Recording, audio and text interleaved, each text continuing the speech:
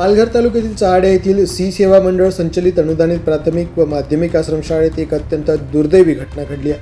शाळेतील इयत्ता पहिलीमध्ये शिक्षण घेणाऱ्या एका विद्यार्थ्याचा मृत्यू झाला असून या घटनेमुळे विद्यार्थ्यांच्या सुरक्षिततेचा प्रश्न पुन्हा ऐरणीवर आला. मिळालेल्या माहितीनुसार शाळेतील सुमारे 25 ते 30 विद्यार्थ्यांना अचानक प्रकृती अस्वास्थ्याचा त्रास जाणवू लागला. त्यानंतर संबंधित विद्यार्थ्यांना तातडीनं रुग्णालयात दाखल करण्यात आलं असून त्यांच्यावर उपचार सुरू आहेत. या घटनेमागील नेमकं कारण अद्याप स्पष्ट झालेलं नाही आहे.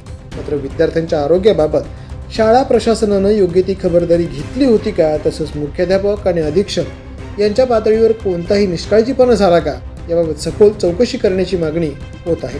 एका निष्पाप विद्यार्थ्याचा जीव गेल्यानं या घटनेची प्रशासनानं गंभीर दखल घ्यावी, उपचार घेत असलेल्या सर्व विद्यार्थ्यांना योग्य वैद्यकीय सुविधा उपलब्ध करून द्याव्यात आणि दोषी आढळून आल्यांवर कठोर कारवाई करावी अशी मागणी स्थानिकांकडून व्यक्त केली जाते.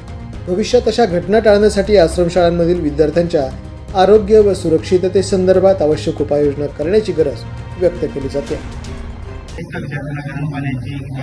पहिले तर होती, आता सांगते नाही म्हणून त्याच्यावर काहीतरी प्रशासनाने केलं. द पोलीस न्यूजसाठी अप्पू बुकले, पालघर.